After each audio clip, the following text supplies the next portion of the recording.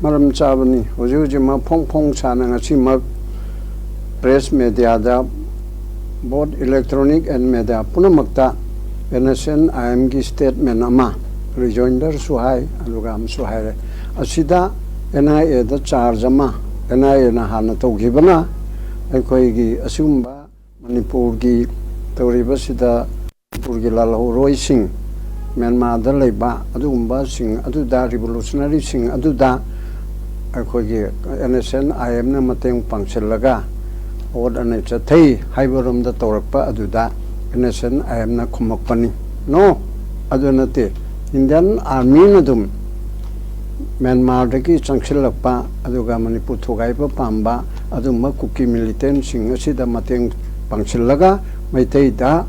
o nanabat nenanabat lam tawrakpani haibani samna harabada newspaper mayan na ko tawi matungina Indian forces helping kuki militants to wage war against Meitei group the Meitei group the wage war haibalonda siguti chana phatrapsu Meiteron hoi sam da la hairone invasion nama arumba Indian forces singsina masigi topic asida amaru eri ibidi for the last 1 year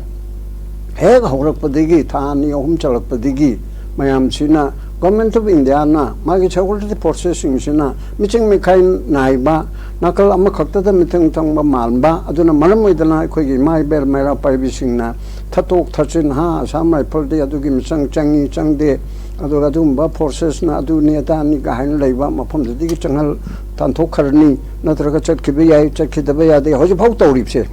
sigum bagi tawdana moigin chapchaba in aid of the civil administration aduda tawdadana kumai yangboina kuki ga Meitei ga khanabagi type ta khanare ka haibi mongda lerakpase in aid of the civil administration che masi tawraktaba asina maram oidana aikhoigi marakte gi akangai singna even chamjaba imai bel bhaubna aikhoigi se kuki element to henba mapani sangpa Manipur thogaiba pamba Bharat thogaiba pamba mioi sing che masida Bharat sarkar na khamdri bisinadi Narendra Modi na hojik phauba aikhoigi kumbhakarna sadana wangangdri se mase moigi loktuna ba yaubra samna harda lairakara haiba gantaba khanga heina masi hidden agenda ama libraga haida hojite hidden agenda si phongba male hidden agenda do asini haiba makti ai mangne hainingdri phongba male it appears to me kalmaina hojik hoi masi mokhina madu aranbani aduga chumdabani haiba tawrakhibi yai ko aikoi mangna sumasi sengdo haningi Manipur government na maruaina aduga government of India na secondary da hanbada Manipur government na government of India da sutaksenga da bani aikoi praja miyam na adumba Indian armed forces se masi anti Meitei oina udawre kuki lamento henbada michang changaga Meitei hanana ba tawre haidana hainar ibise masi chumde dana home ministry na sengdok piu bu hairabasu mase Manipur gi honorable minister na sengdok pagi mathuk taibako aduna adugumagi port ama laibasina kadaibo ba chumda du thammaga hanadigi chum khannarakpa intellectual singna discussion hour kayada makai khuding makti ga hairakpa masi kuki gi lalo tilo ba toba moi kharana adu amne hekta suk chauba asi tawba ngamba honade hanadigi pre plan tawramani de haibasi me train thoidegi me ohumdegi na me tarama thoibaudi chumnegi mathomon khangdaba adumba achumna sinba movement aduda nongmi pairaga rally yausinba khochinba di forest ki mai thaba khotpa aduda monga moina chatlamebako aduga me train thoisudedi honorable MLA tara kuki jogi MLA da kuki MLA haiba naga MLA Meitei MLA pangal MLA haiba malai pamthokte adubu moina haibi matungina kuki jo MLA tara honorable minister ani yauna adudigi ruling party ki tare mase hanjan aina TV da chamrak hairamani kari noibu Manipur thogai se haibana ba separate administration adugumba Meitei gi chief minister gi makhada lainingdre haibana ba moi BJP gi minister aniga tare tugana ase Meitei gi chief minister ro Birenbo naga gi ro kuki ro pangan gi ro he is the chief minister of Manipur asida मागी ruling party की अदुंबा minister बाउगाउना हाइरिबसिदा करिगमते action लौददना लेबसिदा अखोना BJP से शासन तोरिबा double engine ने हाइरिबसे Manipur रोमगी engine से मसे Manipur थोगाइबा पामाब्रा हाइना question मयाम तोर चिखुमदेबसे अदुगा लोइनना अमुक मरक सेत्रु नतै चारिङदा काउद्रिङदा अमित शाह जी ना होम मिनिस्टर ना मणिपुर की लान से कन्फ्लिक्ट से मसी terrorism की नते this is not an act of terrorism मा हिंदी दा हाइबनि को मा दे इंग्लिश ngang अदु में act of terrorism नते अदुगा Masidi ethnic class नि अदु हयें अगु जुन मरिदा बोट हाइदोगा अदु नकलनि मु उन्नना बाय तौगनि मा उन्नरगा छिलगा तौब ngambigi mo ngamadi ulleba hana na tौनिंगदि करिगिनो अदु सिगुम्बा मयाम मा अदु सो Honorable Chief Minister na matam kagi mamang degi thengnari balan che Manipur bu thoga kuki puna magnate Manipur bu thogai ba pamba kuki terrorist narco terrorist kuki adugi kangbu ga Manipur kangbu ga ni hai that means the war is between the confrontation is between narco terrorist kuki terrorist singa adu Manipur thogai ba pamba kuki terrorist singa adu Manipur kanba pamba gani haigara that means Chief Minister na terrorism ki war ni Amit Shah India ki Home Minister na oh masidi terrorism ki war nate haiba aduga machin jo pangthi da thiba India ki Honorable Home Minister Honorable bu haining darabani ni adu ma haida babu di phajate machida mapan ki changa ga tawri edana parliament so haire adu ki foreign minister so haire governor na so haire CM na haire army ki general sing ama na so karigum kan da tamanga troke mamang da haire mapan sang panikolen ama sigumba amana ma haiba amana haiba mayam sida India government ki role se magi arun ba hidden edenja ama kaino ma le haidana mayam nai kaino do iti nation I am na phongdore abako asi phadana sangdok patabani aduna adugumba nation adigi amana kene b ga Indian armed forces ka lotune kene b si kanano kuki national army Burma haiba Burma rongira aina khalmanga si ai confirm tawi Burma ki kuki nate Manipur ramda hanana leraba kuki se asina Myanmar dagi changakpa anobo kuki du saraga ay mo excuse karino mata tongnan ba tawo rambe aduni ai bisi pau phangya ba Manipur romgi hana leiba kuki na Myanmar gi kene bi saraga mogi mateng chu phangna ba tawbra khangte adu tawraga tawba sida India gi armed forces na chawna mateng pangbana aduna sigumba leiba sida masigi hojiki oiriba film sida koina yengador se karino hai kanda chi film sida kamena shanti gi wari sadoriba ji mayam se question tore do India gi government gi policy ami gi makhada tawbra Indian gi security force khaktana moina plan ma tawraga policy ma tawraga Manipur gi leiriba mitei sing mitei gi underground haigadra revolutionary haigadra masi losinana ba haibadi Amit Shah na Narendra Modi gi lamjing makhada awang nongpokta Manipur gi aduma lalu sing se ugrabadi sing se masi losin gani 2024 sida haina haigibado maduki tawnana bo hona bada kuki militant sing chi khulai wena si naraga against the Meitei against the Manipur people asida tawbra haibi khudamasi leire aduna akoina hojiki PDF hain leiriba sina Myanmar gi People's Democratic Front taibani aseng ba PDF ti Manipur gi Meitei da landa ba gi wakalon se leite haina tai akoina aduga PDF asaba adumba Manipur gi kuki singal tuna ba miwei khara adu so dum leigini moiduna di akoi Meitei gi mayokta dum leigini habi gi port ama lere aseng ba PDF na di masi tawroi ba aduna hojiki sida Manipur gi Honorable Chief Minister na sengdok patabani karigumba sengdok taragadi India gi policy sida Manipur thugainaba maite hananaba asigi criminal charge ama FIR ama against the Home Minister of India aduga Manipur gi marilenaba authority da ain go ibe action lora oi haningai leiteba aduna ahanbada asiga ta thamge kadai bawba chummi chumde di ai di thengna dum khanaba tabani aduna adui marta amtanga haihoge mayamna sunga sai kanna haibadana akhoi media si yam chon greba ko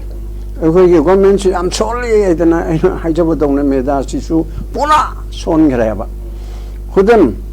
nangi Arnab Goswami eduna republic aidu da Kejriwal gi da magi PA eduna magi Rajya Sabha gi MP du chang padamanu chinmedagi unaroi haire na haibidu ko pakna thaiga tharam yai ko obana thabu di condemn tawi adugi board adu case lo khalaga tawdam nidana mogi sanjoi singh duna haire spokesperson duna chumi something was happened adu honorable chief minister manai action lo jani loire ba police ta FIR ba taw de ngarang dani to hebra adu tawre adida hektam BJP mayam sina Kejriwal na chajil laga se आगे member से MP से मुझ मामा जो खुबान था हाय के तरह ने अच्छी दाचों बहुत जाओ मैंने मिस लाख में की मौत का सिकोर देना नरांगा से अनब गोस्वामी थे मुझे आई तो से ना अदुगी मोंदा आई ना मणिपुर के से चीफ मिनिस्टर ना टेररिस्ट वारो टेररिस्ट नहीं अदुगा होम मिनिस्टर ना नत्ते अन्य चीज छेंदो हाय देना यंगे रख नहीं नगदम नत्रो अदुआई दूधी कनाम नहीं नती अखोना कल है सरकार वारोगदब कई वारोबदी लेरबजानी अजिदा माना तो है अमुतंग पाव मचा यावरग तो एनी असे नदीगे नगदम नत्रो अर्नब गोस्वामी का तौरदी नहाना थोगाइखरनी असिगुंबा सेंटरना अमित शाहना टेररिस्ट लान नते है सोमना टेररिस्ट ने है अजिदा प्रेस याम सोननग्रे मयामसिना अपील तौरी अदो प्रेस की कांगबुना सुकुपना खनरेरगा Ojeki la lo silhamba karkiri toba mapan de yohanba kolan masi press ta lere ne mapan ge correspondent sing da haidur su ekoi ki press na ekoi ki methe ronda nei na ba discussion awar se or ekoi ki dialogue se natraga manu hut na everything nei neri ba puna maga se focus to re ga yon ga dam ne ba adu natraga de ekoi se lan bu kan praja na khangwadro civil society na ko ko mina mu ko na lan khamang ngadro Senap si cina ikona lang kamang am gadro, perjama MCD ko mena ek toraga ko mentu na ikona back to gadam na. Honorable Chief Minister na, lao, usai bi Congress ki opposition leader please, utalak piu, adegi Dr. Nara, utalak piu, adegi nabakiso, hani ki former Chief Secretary, adegi kanimay chan, tamo, hai dinako, utalak piu kanong kanisi kanala uidorina dida. Hijadar so I coach you call one pramamani, Tada Mama Kura Kalitoxi. Hinet of Bianeba, Mana, Ibo Biko, but they move in a Congress, Nang Neta Korga Yabran, Hydro, never Manipul opposition lady, Congress or can say him, no in told him, Mana Kaintong and Drips, no in a loud the Baini, Kong the Baini, hide him never. I don't put them out to tell there to Tongana with them to Presna. I can more look at the Bani. Adudagi civil society mayamna mara paipina togatabani adu maina khoi mayam changdana hanuman gi role ro kumba kalna bu hodokpado khoi mi amatana ngamdramnina leader yaudramnina pura ai tomtana tongam deba ai sei yang khale